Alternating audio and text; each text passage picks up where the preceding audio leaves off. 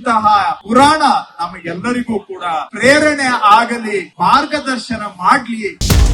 ಒಳ್ಳೆ ಸಮಾಜದಲ್ಲಿ ಬದುಕಬೇಕಾದ್ರೆ, ಒಳ್ಳೆ ಗುಣಮಟ್ಟದ ಜೀವನ ಇರಬೇಕಾದ್ರೆ, ಕ್ವಾಲಿಟಿ ಆಫ್ ಲೈಫ್ ಚೆನ್ನಾಗಿರ್ಬೇಕು ಅಂದ್ರೆ ಜೀವನದಲ್ಲಿ ಎಲ್ಲವೂ ಬೇಕು. ಕಲೆನೂ ಸಿಗಬೇಕು, ಸಂಸ್ಕೃತಿನೂ ಸಿಗಬೇಕು, ಕ್ರೀಡೆ ಇರಬೇಕು, ವಿದ್ಯಾಭ್ಯಾಸ ಇರಬೇಕು, ಪರಿಸರನೂ ಚೆನ್ನಾಗಿರ್ಬೇಕು.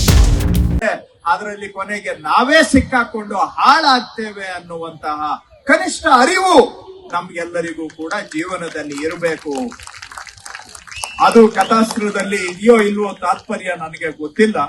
ಆದ್ರೂ ಕೂಡ ನಾವು ದಿನ ನೋಡ್ತಾ ಇರ್ತೇವೆ ಇವುಗಳನ್ನೆಲ್ಲ. ಸಣ್ಣ ಪುಟ್ಟ ಅಧಿಕಾರ ಸಿಕ್ಕಾಗ ನಮ್ಮಂತವ್ರು ಹೇಗೆ ಕಾಲ್ ಮೇಲೆ ಭೂಮಿ ನಿಲ್ಲದೆ ಆಕಾಶದಲ್ಲಿ ಹಾರಿ ಕೊನೆಗೆ ಯಾವತ್ತೋ ಒಂದಿನ ಪಾತಾಳಕ್ಕೆ ಬೀಳ್ತೀವಿ, ಆ ರೀತಿ ಆಗದ ಹಾಗೆ ಇಂತಹ ಪುರಾಣ ನಮಗೆಲ್ಲರಿಗೂ ಕೂಡ ಪ್ರೇರಣೆ ಆಗಲಿ, ಮಾರ್ಗದರ್ಶನ ಮಾಡ್ಲಿ ಅಂತ ನಾನು ಈ ಸಂದರ್ಭದಲ್ಲಿ ಹಾರೈಸ್ತೇನೆ.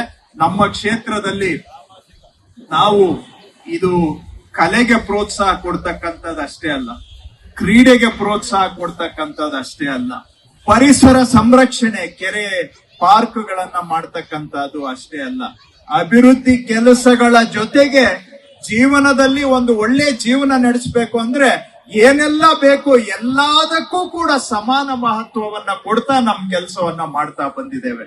ಡೆವಲಪ್ಮೆಂಟು ಮಾಡ್ತೇವೆ, ಅದರ ಜೊತೆಗೆ ಸಾಂಸ್ಕೃತಿಕ cultural programmes, sports programmes, environmental programmes, ಎಜುಕೇಶನ್ಗೆ ಪ್ರೋತ್ಸಾಹ, ಇವೆಲ್ಲವೂ ಕೂಡ. ಯಾಕಂದ್ರೆ ನಾವು ಒಳ್ಳೆ ಸಮಾಜದಲ್ಲಿ ಬದುಕಬೇಕಾದ್ರೆ, ಒಳ್ಳೆ ಗುಣಮಟ್ಟದ ಜೀವನ ಇರಬೇಕಾದ್ರೆ, ಕ್ವಾಲಿಟಿ ಆಫ್ ಲೈಫ್ ಚೆನ್ನಾಗಿರ್ಬೇಕು ಅಂದ್ರೆ ಜೀವನದಲ್ಲಿ ಎಲ್ಲವೂ ಬೇಕು. ಬರೀ ರಸ್ತೆ ಇದ್ಬಿಟ್ರೆ, ಕುಡಿಯೋ ನೀರು, ದುಡ್ಡೊಂದು ಇದ್ಬಿಟ್ರೆ ಸಾಲೋದಿಲ್ಲ. ನಾವು ಇವತ್ತು ಸ್ವಲ್ಪ ಎಲ್ಲರಿಗೂ ದುಡ್ಡು ಬೇಕು. ನಾವೆಲ್ಲ ಪ್ರಪಂಚದಲ್ಲಿ ಇವತ್ತು ಸಂಪಾದನೆ ಹಿಂದೆ ಶರವೇಗದಲ್ಲಿ ಓಡ್ತಾ ಇದ್ದೇವೆ. ಆದ್ರೆ ದುಡ್ಡಿನಿಂದ ಮಾತ್ರ ಜೀವನ ಆಗೋದಿಲ್ಲ. ಜೀವನದಲ್ಲಿ ಸದಭಿರುಚಿಗಳನ್ನ ಇಟ್ಕೊಂಡ್ರೆ ಆವಾಗ ಮಾತ್ರ ನಾವು ಒಳ್ಳೆ ಜೀವನ ನಡೆಸಲಿಕ್ಕೆ ಸಾಧ್ಯ. ಆ ಉದ್ದೇಶದಿಂದ ನಾವು ಈ ಎಲ್ಲಾ ಕಾರ್ಯಕ್ರಮಗಳನ್ನ ಮಾಡ್ತಾ ಇದ್ದೇವೆ.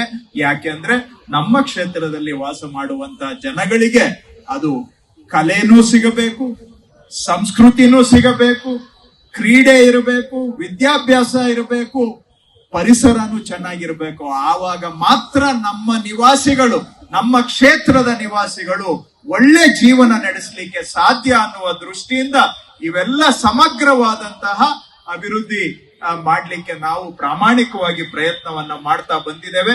ಅದರಲ್ಲಿ ಒಂದು ಭಾಗ ಈ ಹಿಂದಿನ ಮಹಾಶಿವೋತ್ಸವ.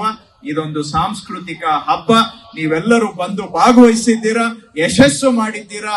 ನಾಡಿನ ಹೆಸರಾಂತ ಕಲಾವಿದರು, ಪ್ರಭಾತ್ ಕಲಾವಿದರು ಇವತ್ತು ನಮ್ಮ ದೇಶದಲ್ಲಿ ಅಷ್ಟೇ ಅಲ್ಲ, ಪ್ರಪಂಚದ ನಾನಾ ದೇಶಗಳಿಗೆ ಹೋಗಿ ನಮ್ಮ ದೇಶದ ಕಲೆಯನ್ನ ಪ್ರದರ್ಶನ ಮಾಡಿ ನಮ್ಮ ಬೆಂಗಳೂರಿಗೆ, ನಮ್ಮ ದೇಶಕ್ಕೆ ಒಳ್ಳೆ ಗೌರವವನ್ನ ತಂದುಕೊಟ್ಟಿರ್ತಕ್ಕಂತಹ ಪ್ರಭಾತ್ ಕಲಾವಿದರು ನಮ್ಮ ಬೆಂಗಳೂರಿನ ಹೆಮ್ಮೆ, ಕರ್ನಾಟಕದ ಹೆಮ್ಮೆ. ನಮ್ಮ ಕ್ಷೇತ್ರಕ್ಕೆ ಬಂದು ನಮಗೆಲ್ಲರಿಗೂ ಕೂಡ ಕಲೆಯ ರಸದೌಟವನ್ನ ಉಡಿಸ್ಲಿಕ್ಕೆ ಬಂದಿದ್ದಾರೆ. ತಾವೆಲ್ಲರೂ ಕೂಡ ಅದನ್ನ ಆನಂದಿಸಬೇಕು ಅಂತೇಳಿ ನಿಮ್ಮೆಲ್ಲರ ಪರವಾಗಿ ಮತ್ತೊಮ್ಮೆ ನಾನು ಅವರಿಗೆ ಸ್ವಾಗತವನ್ನ ಬಯಸಿ ಮತ್ತೊಮ್ಮೆ ತಮ್ಮೆಲ್ಲರಿಗೂ ಶಿವರಾತ್ರಿಯ ಶುಭಾಶಯಗಳು. ತಮ್ಮೆಲ್ಲರಿಗೂ ಒಳ್ಳೆಯದಾಗ್ಲಿ. ನಮಸ್ಕಾರ. If you like this video, ಬೇಗ ಲೈಕ್ ಮಾಡಿ, ಕಾಮೆಂಟ್ ಮಾಡಿ, ಶೇರ್ ಮಾಡಿ ಹಾಗೂ ಯೋಯೋ ಟಿವಿ ಕನ್ನಡವನ್ನು ಸಬ್ಸ್ಕ್ರೈಬ್ ಮಾಡಿ.